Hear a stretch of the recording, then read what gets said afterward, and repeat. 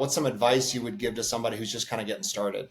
Every step of the way, I haven't really mastered anything. I always feel like I don't know what I'm doing, and it hasn't changed since I bought the first house to, now I'm doing 20 to 30 jobs at once. Every step of the way, I never thought that I was doing everything correctly. So, take some risk, and the more educated that you become in your space, and the more prepared that you are, and the more reliable people you have around you, what a lot of people envision as risk is actually calculated business decisions that can create profitability, especially when you know what you're doing. So, mitigating your risk through education, through sometimes making mistakes. I've made plenty of mistakes, lost millions of dollars on stupid stuff for various reasons, but those are always ways to grow.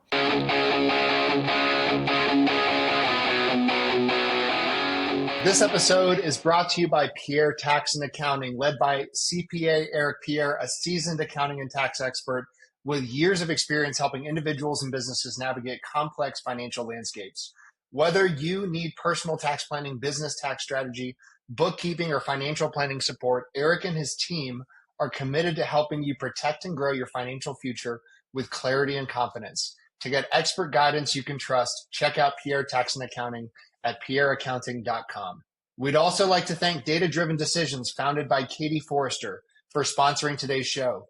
Data Driven Decisions specializes in accounting, bookkeeping, payroll, and advisory services tailored specifically for small businesses and entrepreneurs who want financial clarity and peace of mind.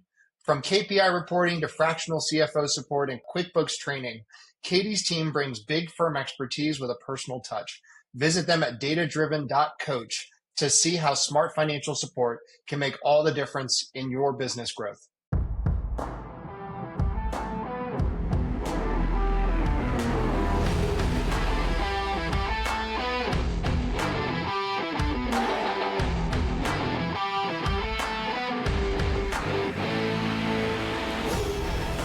What's up, everybody? Welcome back to another episode of the Big Hitters Podcast. I'm joined by Josh Janus, and he owns Janus Development. He's in Cleveland, Ohio.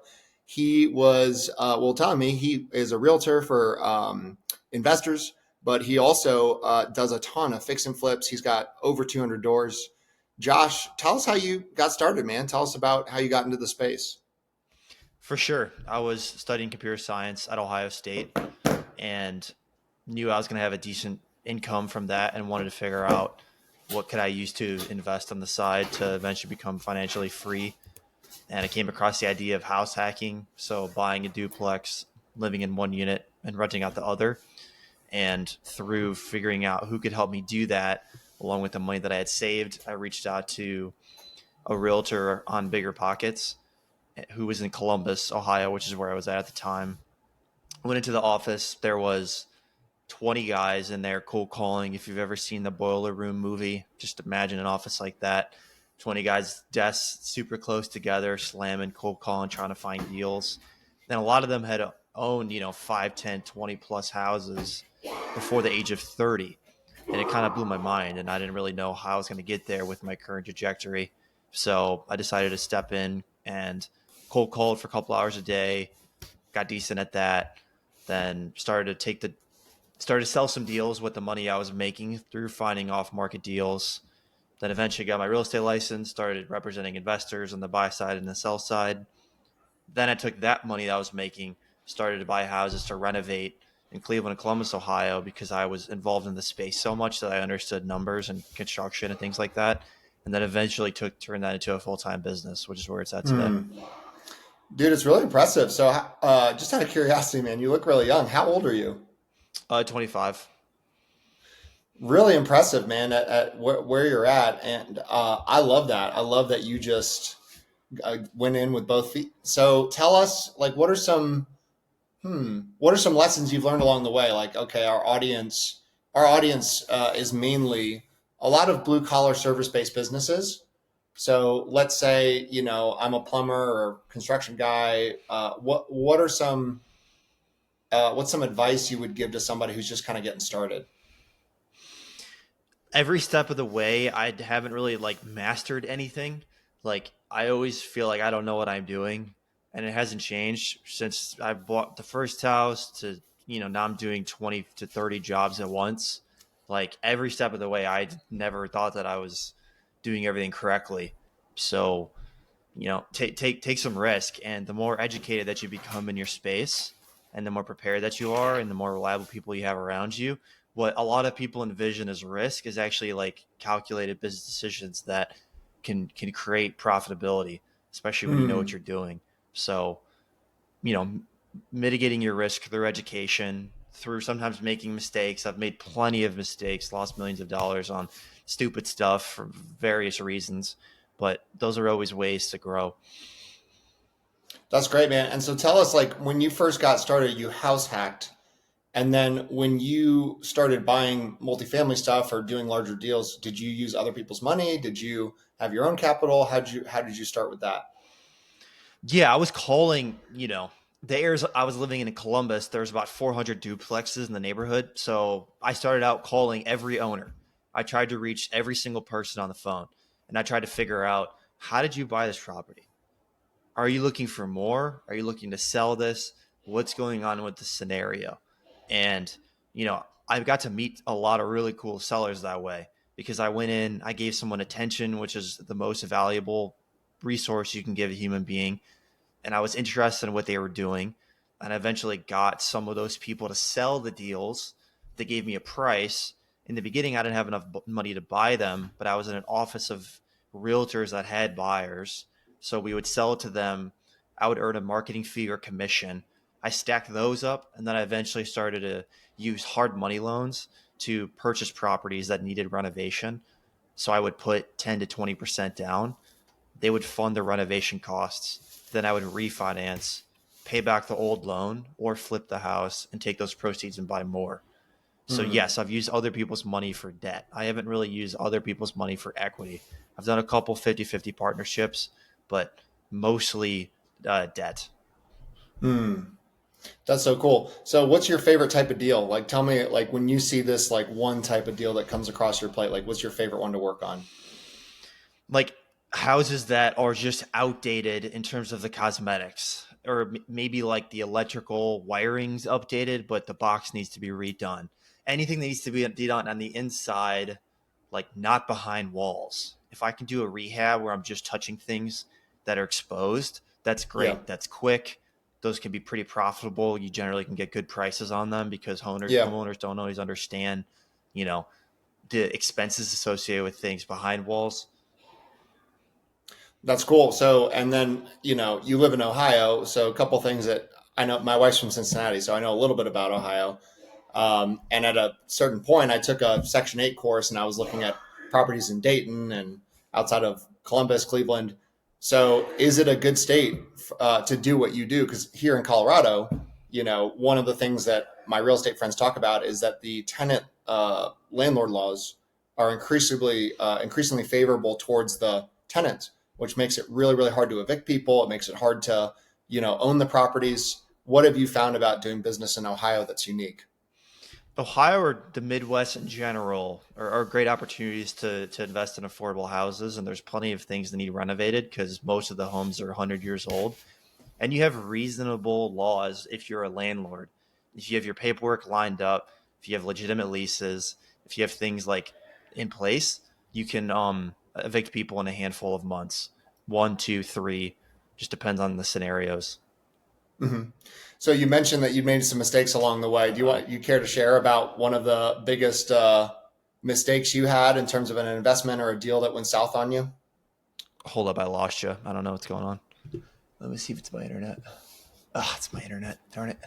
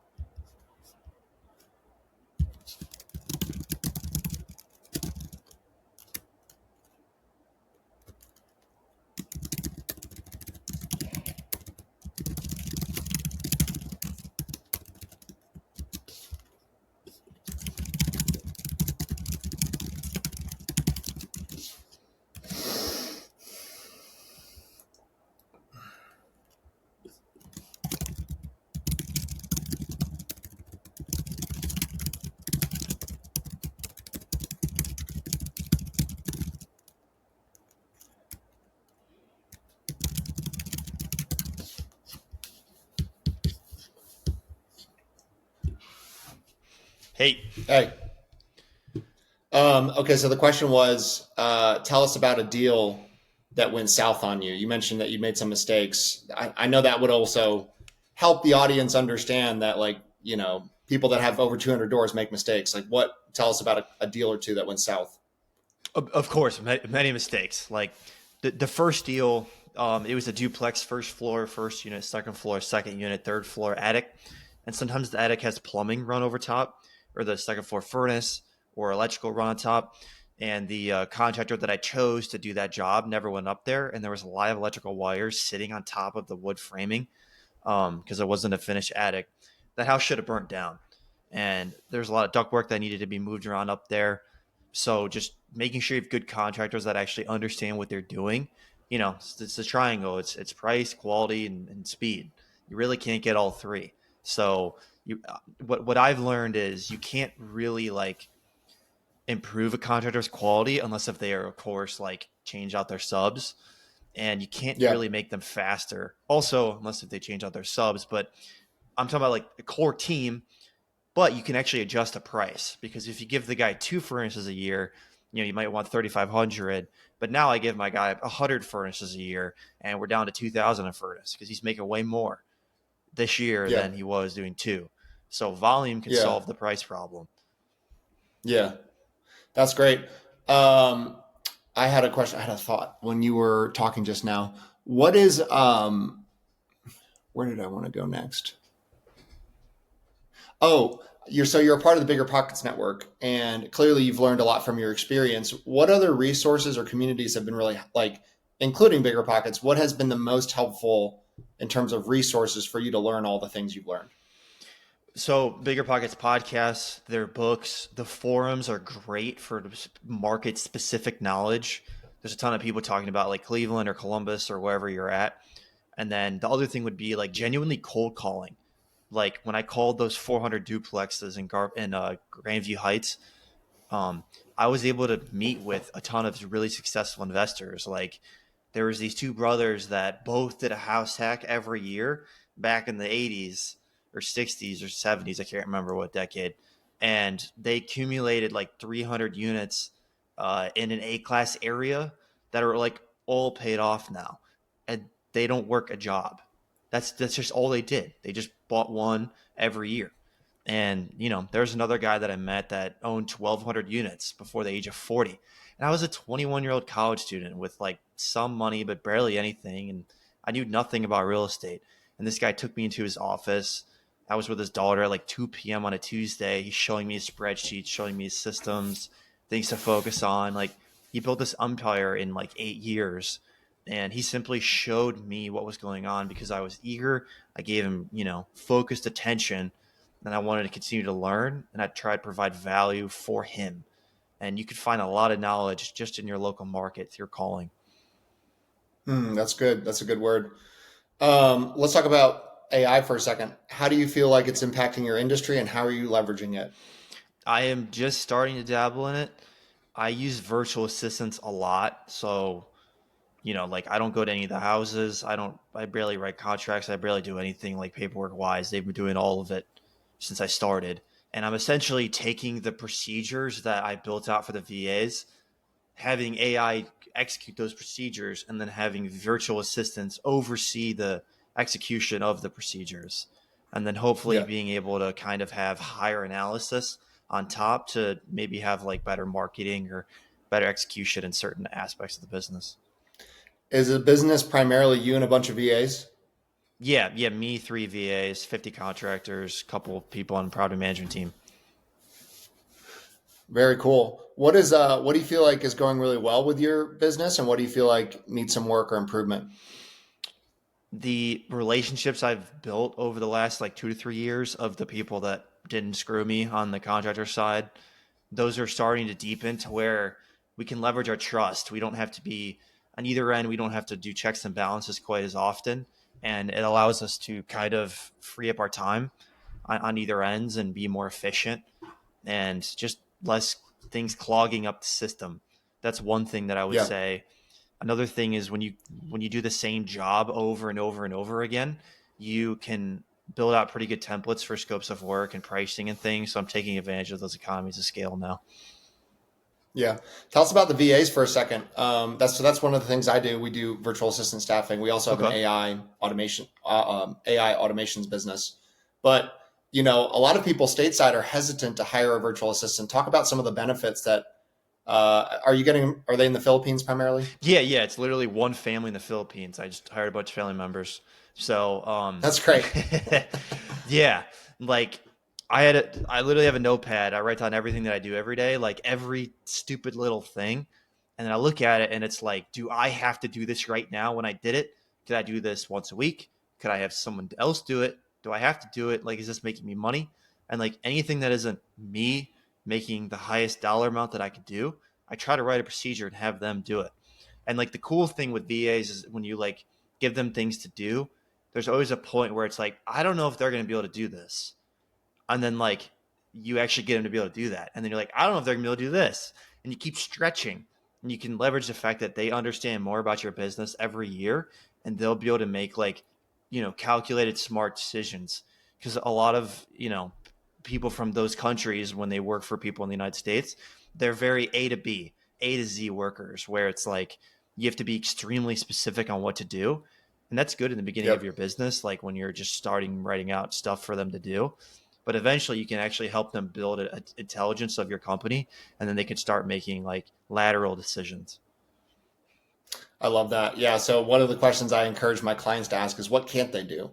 Right. Of course, they can't come and do the electrical at the house. Right. But simple stuff like, can they really handle all my invoices? Or I was a financial advisor and I had one doing all my financial planning. I taught her what a 401k was. I taught her all of the ins and outs of things like Social Security. And dude, literally the financial plans she made for me were better than the ones I would make. Oh my and gosh. So I love that. And it's crazy because a lot of people are like, well, I don't want my clients to call and it feels like they're talking to somebody in India or whatever. And I'm like, dude, the limiting beliefs I'm hearing are insane, and also it's the best admin you've ever had, right? They're such hard workers. So I love that you're leveraging them. What's one thing we haven't talked about today that gets you fired up? Expanding what I'm renovating, trying different jobs. Like, the most I've ever put into a house before, a couple months ago was like 100K. And I'm doing a couple 150 to 200K jobs, just different scopes of work, stretching my skill set. I think that's always fun to do. You got to control, you don't want to double your business where the other 50% is all brand new stuff, because then if that doesn't go well, it could eat your first 50%. So you want to always be in control with it, but that's fun. Yeah, that's cool. It reminds me when I was building my wealth management practice, like the conversation I had with somebody that had 50 or $100 million was the same conversation I had with somebody with $5 million. Right. And so you want to keep pushing yourself to move up in the market. And I think eventually you'll find a niche that's like, wait a sec, no one's really going after this, like one pocket. And I think there's an opportunity here. I love that. Josh, if people want to learn more about who you are and what you do, where can they go? Josh Janus on BiggerPockets or Instagram. Reach out. I'm happy to help. That's awesome, man. Well, thanks for coming on the show. Don't go anywhere because I want to keep chopping it up with you, but thanks for being on the podcast. Thanks, Andrew.